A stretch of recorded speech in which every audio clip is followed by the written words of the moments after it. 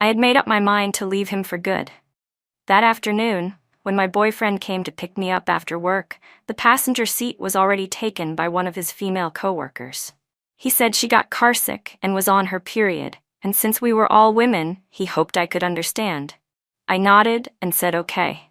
Then, later that very same day, I gave him a breakup so harsh it felt like pushing him off a cliff, a kind of fall he would never forget for the rest of his life.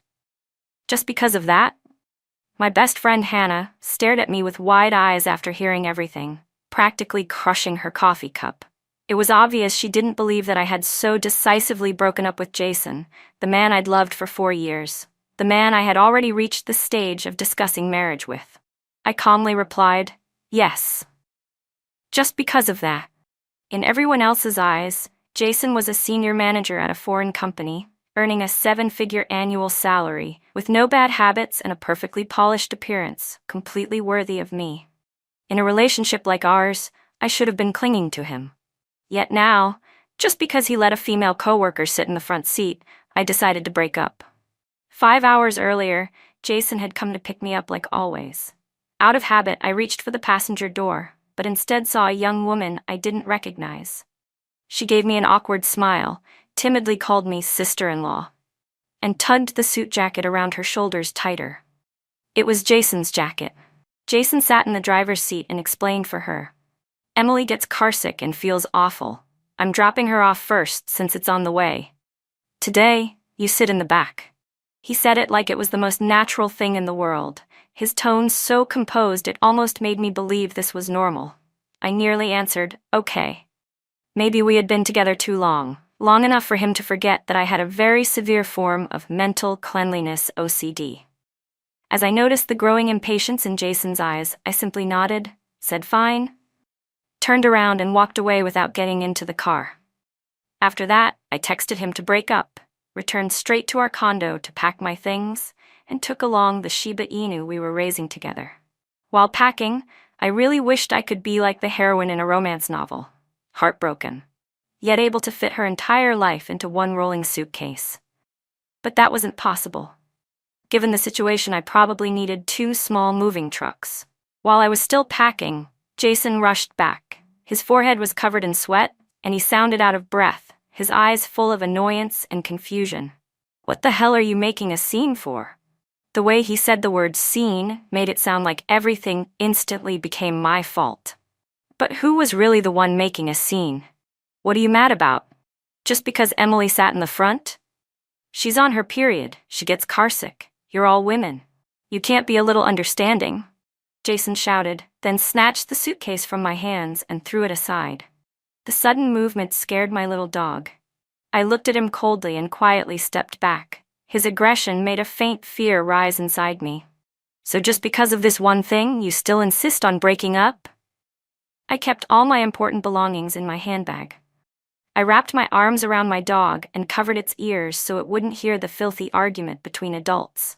Jason's expression froze. He knew I never used the word break up as a joke, but he still tried to put all the blame on me.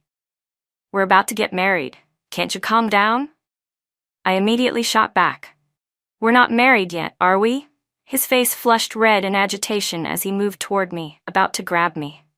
I stepped back quickly and said first, calm down for one night. I'm not staying here today. Then I left with my dog as if I were running away. My best friend Hannah asked in shock, then why did you take the dog? Were you afraid he'd hit Coco or something? I had left in the heat of the moment, and only afterward did I remember that most hotels don't allow pets, so I had no choice but to ask her for help. When Hannah opened the door and saw me and the dog standing there quietly, I stayed silent too. Then I admitted the truth. Honestly, when I decided to get a dog, I had already thought about the possibility of us breaking up someday and what would happen with custody after that. That was why I insisted on being the one to pay for the dog. The adoption contract only had my name on it, so that if we ever broke up, I could take it with me immediately. Hannah once said that if Jason ever found out what I was thinking, he'd be furious enough to die. She still couldn't understand why I would break up with Jason over something she believed was so minor. To her, a breakup should only happen after disappointment had accumulated long enough to quietly walk away. But why should I have to swallow my feelings again and again before I was allowed to speak up? Why should I give him so many chances to hurt me? I was the type of person who, the moment I sensed even a hint of something wrong, would retreat without hesitation. To me, this incident was a test of obedience. If I endured it this time, there would definitely be a next time, then another after that. I absolutely refused to lower my boundaries for him. Hannah frowned, her eyes showing a flash of sadness. Then what about the 4 years you spent together? Are you really willing to give all of that up? I didn't answer. She sighed. I hope you won't regret this. The next day, I called a small moving truck to finish packing. Jason wasn't at work. He was sitting at the dining table having breakfast, and in the kitchen, there was a slim figure moving around busily. It was his female coworker, Emily. When she saw me come in, Jason's eyes lit up for a moment before turning cold again. His tone carried blame. So you realized you were wrong? It was just a small thing. You totally overreacted. Emily even came over specifically to explain things to you. In the kitchen, Emily was wearing my apron as she carried out a bowl of porridge. Her long hair fell over one shoulder, and she moved with the ease of someone who belonged in the house, like she was the hostess. She even gave me a soft, gentle smile. I'm so sorry, Lily. I made you misunderstand. My period came yesterday and I felt really uncomfortable, so Jason drove me home. Please don't be mad at him because of that. Since I've just finished making breakfast, why don't you sit down and eat a little? Then she casually ladled another bowl of porridge for Jason, and in doing so, revealed a reddened burn mark on her wrist. Jason frowned. How are you this careless? Emily smiled and shook her head. It's fine, it doesn't hurt anymore. Jason took her hand and blew on the burn carefully. It's this red. There's no way it doesn't hurt. Lily, go get the burn ointment. Emily's cheeks flushed pink. Watching this scene, I was so angry I almost laughed. If before walking in, I still had a shred of lingering attachment to our 4-year relationship, now it was completely gone. What, did you break your hands? Can't you get it yourself? I walked past the two of them and went straight to the bedroom to pack the rest of my things. Anything I didn't take, I told the junk collector to haul away. Under Jason's dark, stormy expression, I erased every trace of myself from that place. Lily Chen, have you thought this through? He demanded. You're almost 30. If you break up with me, you're never going to find anyone with better conditions. It's still not too late. Put your stuff down, and I'll pretend nothing happened. I cut him off. Are you sure you want to keep talking? My eyes shifted to Emily, who was biting her lip so hard she was almost bleeding. Say one more word and your coworker is going to cry. Jason froze, then hurried to explain, frustrated. I told you already, she's just a coworker. Why do you have to cling to this and refuse to let it go? I scoffed. Well, I certainly wouldn't let a coworker sit in the front seat, or take off my jacket to put it on him, or come into his house and wear my apron to cook him breakfast. Once I finished packing, I came back to the living room. Jason stood blocking the doorway. His eyebrows were lowered, and the rims of his eyes were slightly red. Thanks to his refined features, he didn't look completely vicious. Back then, his face was a big part of why I chose to be with him. I held back the faint disappointment in my chest and waved him off. That's it. Let's not see each other again. He clenched his teeth, his expression twisting. Lily Chen, don't you dare regret this. Later, Jason posted a status on his WeChat moments. In my past life, I must have committed arson and murder. That's why in this life, I ended up loving someone who runs from problems. Someone commented asking what happened. He replied, got dumped like falling into a bottomless pit. It was Hannah who told me about it. Because I had already deleted every form of contact with Jason and all of his friends, Hannah was the one who told me about his WeChat post. I told her that Jason had actually brought his female coworker home, and the moment she heard that, she immediately changed her attitude and spent the whole night cursing him. Is he insane? And now he's blaming you for being avoidant? Why doesn't he just say outright that he brought a female coworker to your house? Just wait, I'm going to expose that scumbag right now. As she spoke, Hannah's fingers flew furiously across her keyboard. Sure enough, not long after she left her comment, Jason deleted the post. She was still fuming, wanting to argue with him more, but I stopped her. It's fine. Even without Emily, Jason and I were never going to make it to the end anyway. The difference between our backgrounds was enormous. His parents were high-ranking government officials. He was an only child. My parents, meanwhile, were farmers with no pensions who practiced domestic violence and favored sons over daughters. I had an older sister and a younger brother. After middle school, my parents planned to send me to work in a factory. It was only because my grades were good enough to be in the city's top 10, that my high school teachers insisted on keeping me in school. It wasn't until college that I finally escaped that suffocating family. Even though Jason never said it out loud, I could always feel his faint sense of superiority. When we went out to eat and I packed up untouched food, he thought I was stingy. When I shopped and compared prices to choose the best option, he said it wasn't necessary. In all his many imagined futures, the scenario was always the same. After getting married, I would quit my job, settle down, get pregnant, and become a full-time housewife. But I had my own career. Even if my position wasn't high, I had earned it by beating out thousands of other applicants. Why should I give up my current life because of him? Why should I turn myself into someone who revolved entirely around her husband and children? I could still remember the humiliation I felt the first time I met Jason's parents.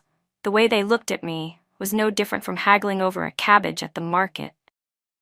We had never been willing to yield to each other.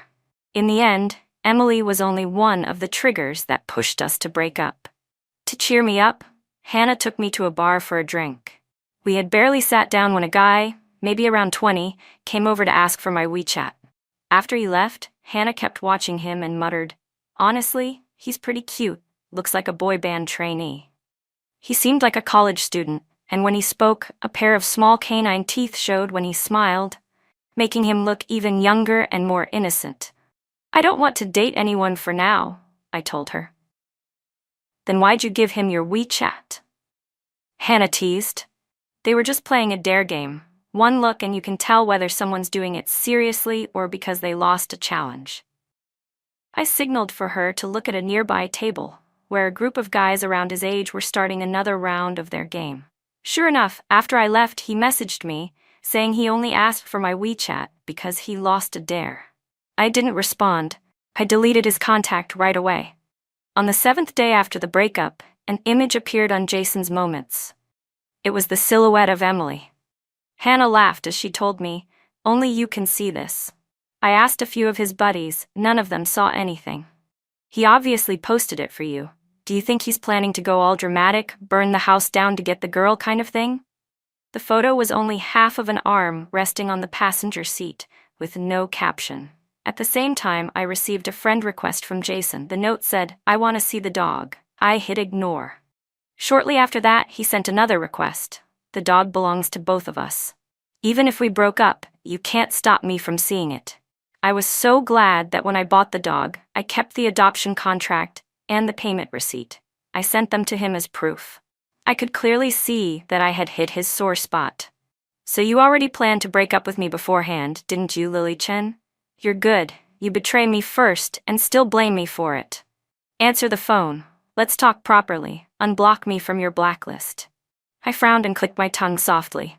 So annoying. The next time I ran into that boy, it was again at the bar. It seemed he was a regular there. He was with a group of friends, wearing a denim jacket and casually lighting a cigarette. When he lifted his head, he met my eyes perfectly. I looked away calmly and focused on the singer performing on stage, though I could still feel him watching me from the corner of my vision. He and I didn't belong to the same world. That ordinary-looking denim jacket he was wearing cost more than $4,000, and the lighter in his hand was a DuPont.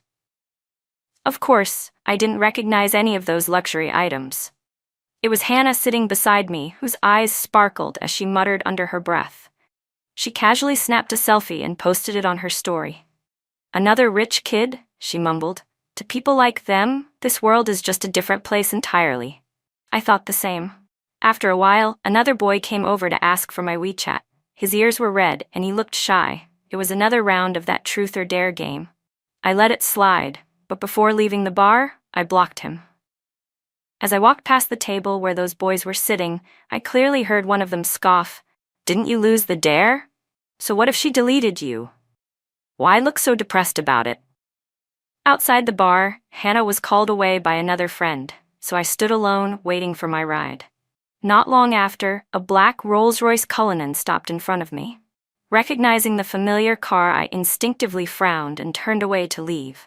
But the person inside immediately stepped out and rushed toward me. "Lily, let's talk properly." It was Jason, who I hadn't seen in days. He grabbed my arm tightly so I couldn't leave. I struggled hard to shake him off. "I don't have a habit of chatting with my ex. If you don't let go, I'll call the police." He only tightened his grip, as if afraid I'd run. His handsome brows drew together. His eyes filled with unwillingness. He opened the car door like he wanted to shove me inside. "Just get in. I'll take you home." "Why do you even know I'm here? Are you following me?" I asked coldly. Jason pressed his lips together, guilt flashing across his face. "I saw it on Hannah's story," he muttered. I gritted my teeth. "That girl posts everything everywhere." "Fine, then at least let me see Coco. Just let me visit him for a bit," Jason pleaded. I was weaker than he was and was about to be forced into the car when suddenly another hand grabbed Jason's wrist and yanked me backward. "It's the 21st century. Who the hell still kidnaps women on the street?" A lazy voice rang out right in front of me. It was the same boy who had first asked for my WeChat, Ryan. Jason snapped, "Who are you? Get out of the way. This is between me and my girlfriend." His face turned cold with irritation. "Girlfriend? What girlfriend? Can't you see she doesn't want to go?" Ryan's back shielded me completely, unexpectedly giving me a sense of security. At that moment, Jason's bodyguards rushed over, their expressions dark. Before he could speak, I cut in sharply. "Jason, enough. What's over is over. Coming this far only proves how incompatible we are. Go. Don't make me look down on you even more."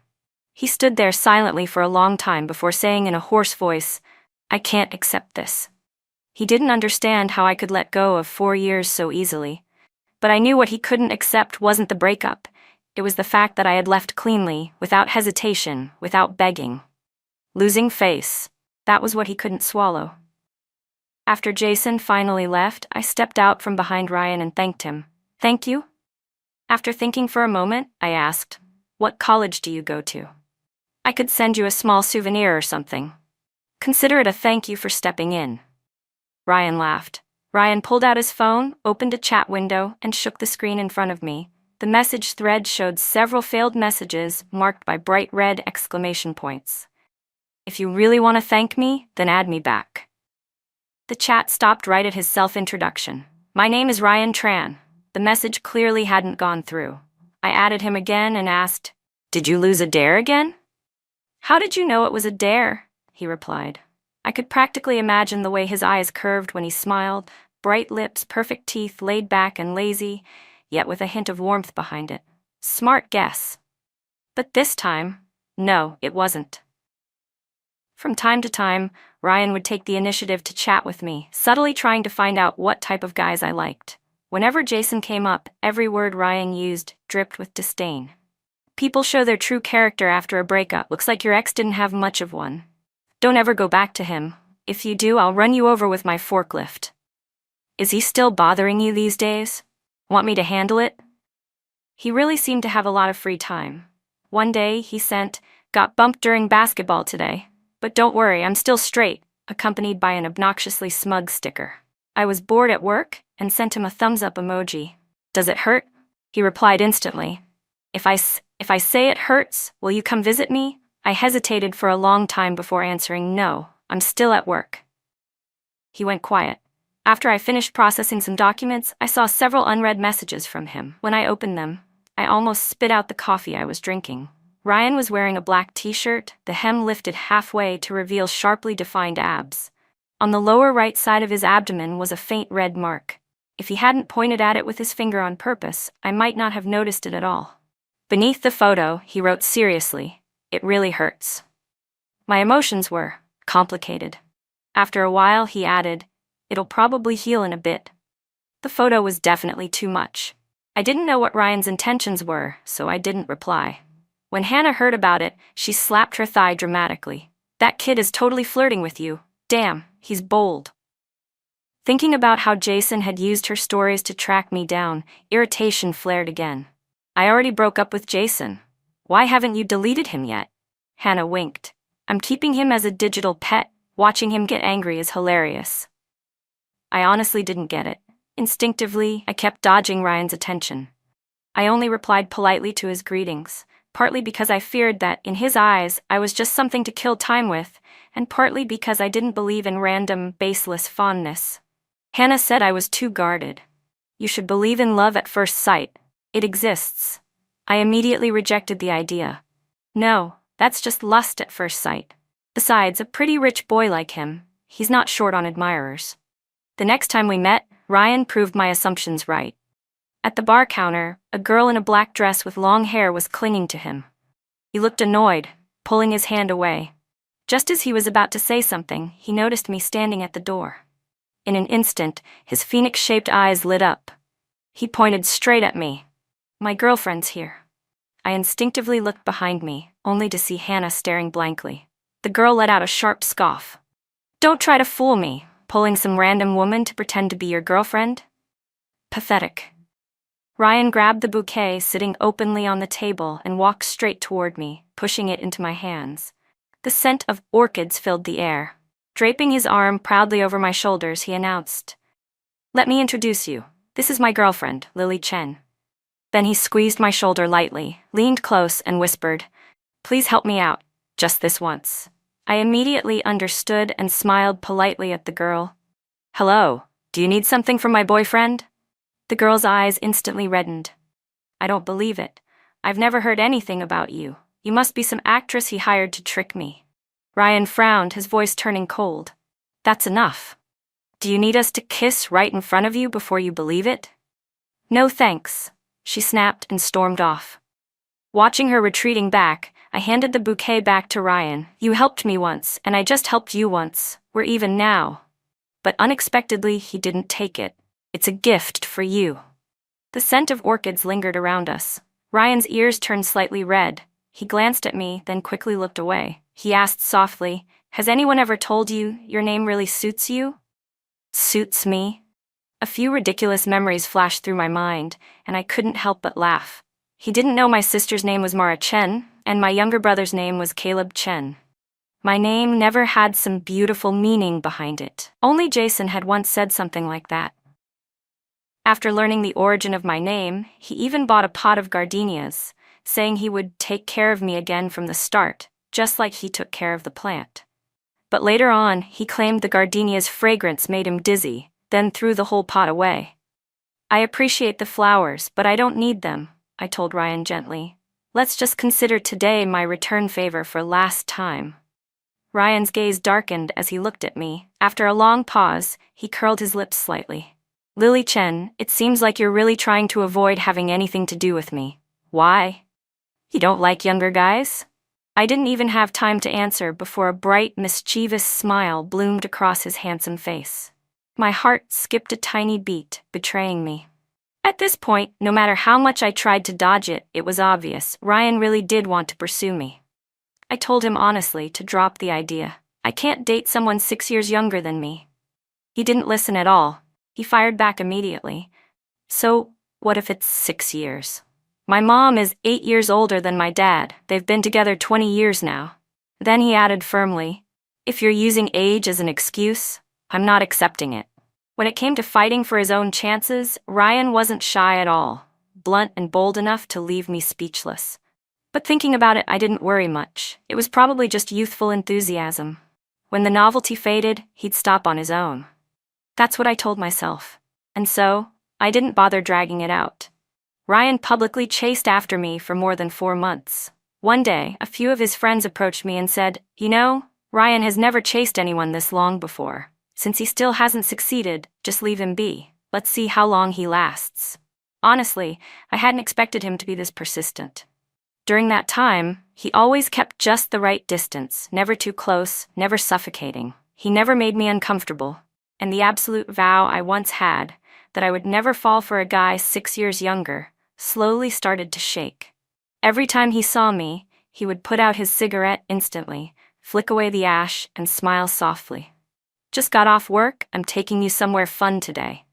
He would hop onto the back seat of his motorcycle, patting it as a signal for me to get on. I was about to shake my head, the refusal already forming on my tongue, when he pleaded, "Don't reject me so fast. It's my birthday today. Just help me fulfill one wish, just for today, please?" If you already intend to refuse someone, the kindest thing is not to give them false hope. I've always lived by that rule. "No," I said. "I don't really feel like going today. Just today, I promise after tonight, I won't bother you anymore. Please." Faced with those beautiful, pitiful eyes, for once, the words "no" got stuck in my throat. I hesitated. "Are you serious?" Ryan straightened up like an excited puppy hearing a treat bag open. His whole face lit up, and he nodded so enthusiastically it was almost funny. I regretted it instantly. The moment I sat on his motorcycle, it felt like my soul flew out ahead of my body. My body was on the motorcycle, but my soul and brain felt like they were chasing after us from behind. I had no choice but to wrap my arms tightly around Ryan's waist, pressing myself against his back. Through the rushing wind, I could hear his delighted laughter brushing past my ears. After about 40 minutes, we finally stopped. The sky had turned completely dark. We were standing in a wide field of grass. There weren't many stars, but the moon hung bright and perfectly round above us. "What did you bring me here to see?" I looked around, then turned back. Ryan was secretly rummaging through something behind him. I heard the sound of a lighter flicking. Then he turned around, holding a small birthday cake. The candlelight lit up his gentle, bright face. "Happy birthday, Lily. I hope I'm in your wish." My mind went blank, then suddenly the sky erupted in light. Fireworks burst open above us, the delayed boom reaching us moments later. It took me a long time to find my voice again. "How did you know today was my birthday?"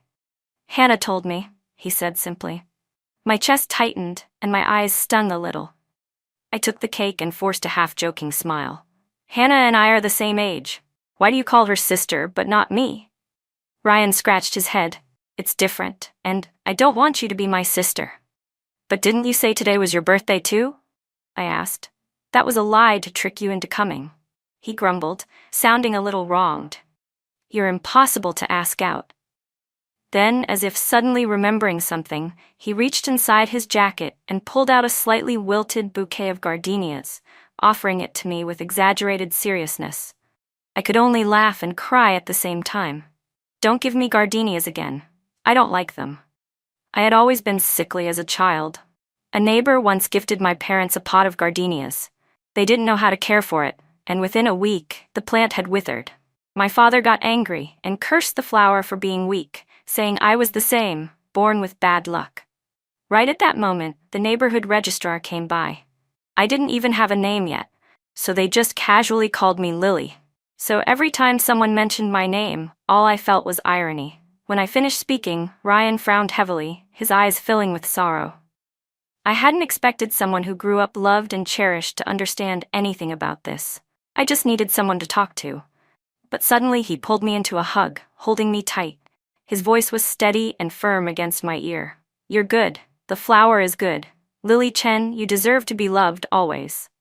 Fireworks continued exploding brilliantly above us.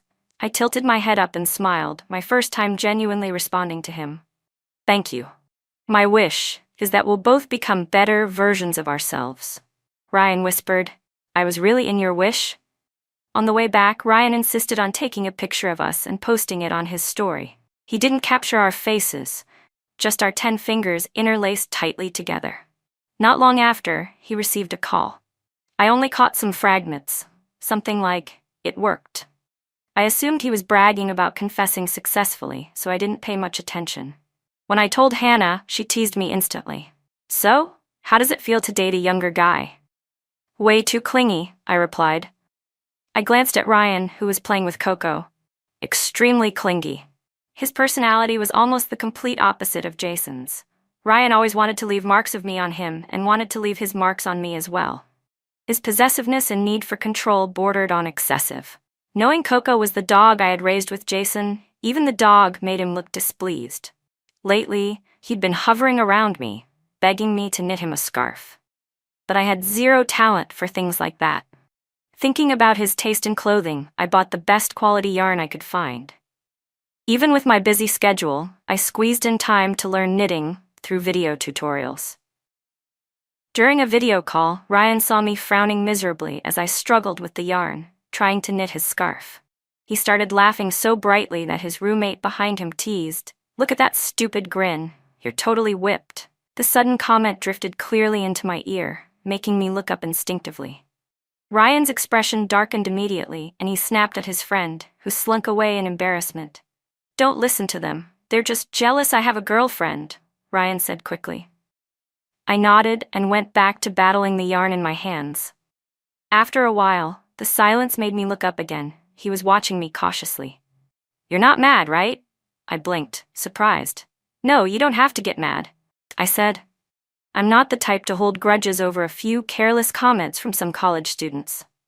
Only after hearing that did Ryan finally breathe out in relief. The scarf took half a month, unraveling and re-knitting over and over, before I finally finished it. When I handed it to him, he lowered his head and stared at it for a long time. "Thank you. I really like it." His voice carried a faint, indescribable sadness. I had a feeling something was off with him, though I couldn't pinpoint why. I only reached out and gently patted his head. That evening, while walking Coco, I unexpectedly ran into someone I hadn't seen in a long time. He was standing under a tree in a gray trench coat, quietly watching me. Coco recognized him before I did, wagging her tail furiously like a propeller. The smile on my face instantly stiffened, turning expressionless.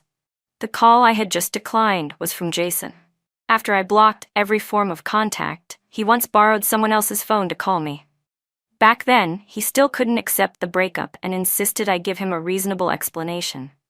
He said that even if he died, I should at least let him die clearly. I never understood why he couldn't get past it. Honestly, his memory really was short, acting as if bringing his female coworker home had never happened, and then playing the victim. So I told him clearly, "You were testing me, testing my boundaries, testing how much I could tolerate. It's obvious she likes you, and you didn't reject her. We're not kids anymore. Just because you don't say yes doesn't mean you're saying no. To someone who likes you, your silence is an opportunity. Today, you told me to give up the passenger seat for her. Tomorrow, you could tell me to give up my husband for her. If I agreed this time, can you guarantee it wouldn't happen again? I'm just refusing to give you the chance to hurt me." "What exactly are you upset about? And there's your family, and the coldness you showed me every single day. I don't want to repeat it anymore." Finally, I said calmly, "I don't make friends with exes. A good ex is like a dead one. I hope you can manage that. And I won't bother you either. Don't call me again." Clearly, he still couldn't manage it. I turned to walk Coco away, but Jason called after me. "How have you been lately?" He looked worse than before, thinner, scruffier. I didn't want to talk, but he crouched down and held out his hand to Coco, and she immediately ran over to nuzzle him. "Are you seeing that kid now?" he asked, stroking Coco as he looked up at me, eyes filled with lingering attachment. I turned my head away. "What does that have to do with you? Don't push me away like that. Even if we're over, I still hope you're doing well. But do you really know anything about him?" My steps faltered. He wasn't attacking me. He was aiming at Ryan. "What do you mean?" I asked. Jason didn't answer. He just handed me a photo, freshly taken. In the picture, Ryan was in a bar, clearly right after calling me, yet he'd told me he was in his dorm. "That kid parties more than you think," Jason said. "If you don't believe me, go see for yourself." Jason obviously expected me to doubt Ryan, but if Ryan had simply hidden the fact that he went to a bar, that wasn't a big deal. I never intended to control him. Still, Jason's attitude made me feel like there was more to this. I decided to go to the bar and see for myself. I refused to get in Jason's car, so he just drove slowly behind me. When I got out, I frowned at him. "Why are you following me here?" "To watch the show," he said plainly. I clenched my teeth. Cowardly man. "So, Ryan, would you really let him watch the show?" Ryan proved to me that he absolutely could make me lose face. Not only did Ryan give Jason a perfect show to watch, but he also made sure I completely lost face. The moment I stepped inside, the scene that hit me was Ryan playing the paper kiss game with a girl. She looked familiar. It was the same girl who had cornered him at the bar the last time. Her face was flushed red as she leaned against him. For a second, I almost thought he had actually fallen for her charms and played along with her this whole time. "Worth it?" Apparently, as long as he could win her back, it was worth it. Even if she looked like some fairy, what did it matter? In the end, wasn't she the one who obediently spent half a month knitting a scarf for him? Ryan sat in the center, casually holding the very scarf I had given him just yesterday. His expression was completely unbothered. The girl beside him tried to take it from him, and he leaned away. Someone beside them excitedly asked, "What game should we play next? Hey Ryan, when are you going to sleep with that older woman?" A burst of loud laughter erupted behind me. Jason cursed under his breath, grabbing a beer bottle like he was about to charge forward. I managed to pull him back in time. "Don't," I warned. In Jason's eyes, I saw a flash of pain and frustration, like I had disappointed him deeply. "You're really going to let them humiliate you like that?" I didn't wait for him to finish. I walked straight toward Ryan. The moment he saw me, Ryan froze in panic. "Lily, why are you here?" "Listen, I can explain." I snatched the scarf out of his hand, then grabbed a beer bottle from the table and splashed it right into his face. My expression remained calm. "So we don't even need to officially break up now, right? Saying game over seems more fitting." All the pent-up emotions inside me, like a soda can shaken violently, began spilling out. I stared straight into the eyes I once thought were beautiful, now filled with pleading, and I let the cruelty flow through my gaze. "You like games so much? Why don't you play until you die? Get lost. Don't ever let me see you again." The girl beside him couldn't hold back anymore. She shot up from her seat and pointed at me. "What the hell is wrong with you? Think you're all that? You're just an old—" "That's enough," Ryan roared. He reached out to grab me, but Jason's punch landed squarely on his face first. Seeing clearly who it was, Ryan exploded with rage. "Are you kidding me? You're still chasing after Lily?" Jason sneered.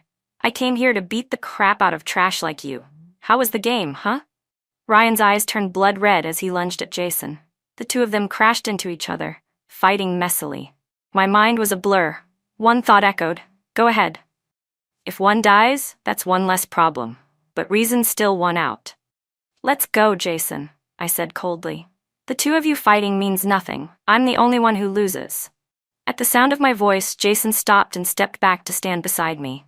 Ryan slumped onto the floor like a stray dog abandoned in the rain, eyes fixed on me with a desperate intensity. I didn't look back. I turned and walked away. By the time I finished helping Jason clean up his wounds, it was already midnight. Within just a few hours, I had gone through yet another breakup, another fall off a cliff. The moment I stepped out of the bar, I deleted every possible way for Ryan to contact me. It hurt, but it made me realize I had become very skilled at ending relationships. I had told Emily clearly before, nothing like what happened would ever happen again. While I was packing away the gauze, Jason suddenly grabbed my hand. I pulled away instantly, face cold. "No, you know that." He didn't seem surprised. He only sighed. "If you could let go of 4 years with me, then letting go of a few months with him is nothing. Don't go back to that kid. A breakup is a breakup." I shot him a look. "I don't need you to teach me how to live. A failed relationship isn't worth looking back on, and someone who ever betrayed me will never be forgiven."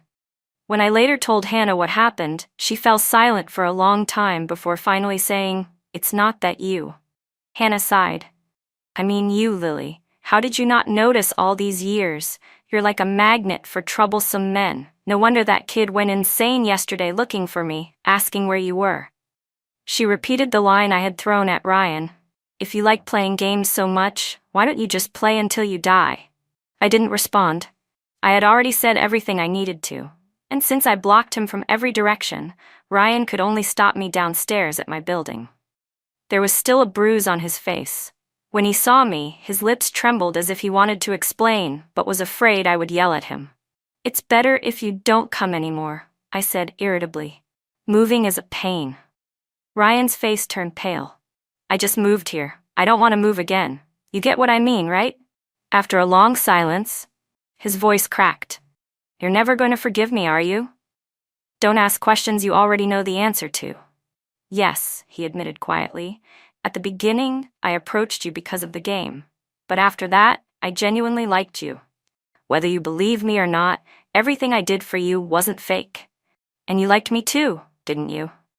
There was a hint of wounded pride in his expression. I let out a cold laugh. Because he thought I liked him, he started to feel superior. And what? That's why you think you weren't wrong? Why you could use me in a bet? Turn me into gossip material for bragging? When the starting point was a lie, how do you expect me to trust anything? I leaned close and whispered coldly into his ear. Ryan, the thing I regret most is giving you my WeChat that day, because I didn't want you to lose the dare and be embarrassed. If we had never met, it would have been better. From then on, Ryan stopped contacting me. Meanwhile, at work, my company started collaborating with a major corporation. I was appointed project lead and got a promotion. Rumor said the CEO, last name Tran, had only one son. In that sense, Ryan outperformed Jason by miles. Benefits in hand were worth far more than empty apologies. Seeing my sudden salary increase made the corner of my mouth lift. If a relationship could end like this, I wouldn't mind falling in love many more times. As long as I could let go, there was nothing I couldn't overcome. Ryan's side story. The first time I noticed Lily was when a friend pointed at her and laughed. Doesn't she look like some ethereal heroine riding a motorcycle? I looked over. She was a long-haired girl in a white pinafore dress, gentle features, calm temperament. She sat quietly, shaking her handbag, her aura clean and serene, completely mismatched with the loud bar lights. As usual, my friends dragged me into a truth or dare game. My dare was to get the contact of a stranger of the opposite sex. I don't know what I was thinking. I chose her. As expected, she didn't refuse. In 20 years of my life, almost no one had ever rejected me. But the moment she heard it was for a dare, she deleted me immediately. Interesting. Later, when my friends suggested that insane 3-month bet, I wasn't interested at first. But then I saw Lily again. If we're going to play, let's go all in. I bet I can get her in 3 months. That was why I helped her at the bar door and deliberately dropped suggestive lines. My intentions were obvious, but Lily was extremely hard to pursue, so hard she wouldn't give me even the slightest opening. My friends told me to quit. It's just a stupid bet, forget it. But the more they said that, the more I wanted her gaze to linger on me just a little longer, and then a little longer still. Clearly, she wasn't my type. Clearly, she was always cold toward me, but I still couldn't stop wanting her. Lily had severe psychological cleanliness OCD. That annoying ex-boyfriend of hers once came to find me, practically gloating as he said, "You're such a player, Lily will never accept you." I raised an eyebrow, offended. "So she dumped you because you're dirty, right?" As expected, Jason's expression twisted with anger, as if I'd struck a nerve, but he still smirked at me and said, "No, I wasn't dirty, especially not when we first started dating. You and I are nothing alike. Even if we've broken up now, I actually had her. You?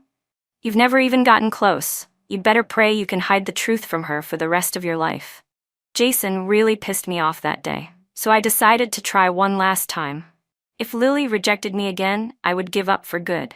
But that time, Lily said yes. I was thrilled to the point of madness, and terrified at the same time, because Jason was right.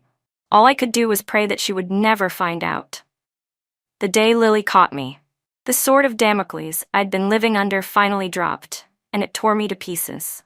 I wanted to tell Lily that nothing I felt for her was fake, that I truly genuinely liked her. But I had already witnessed her ruthlessness once, how absolute she could be. She only ever gave one chance. Once it was gone forever. Those beautiful eyes, once so gentle, now held nothing but pure disgust for me. That was when I knew we had no future.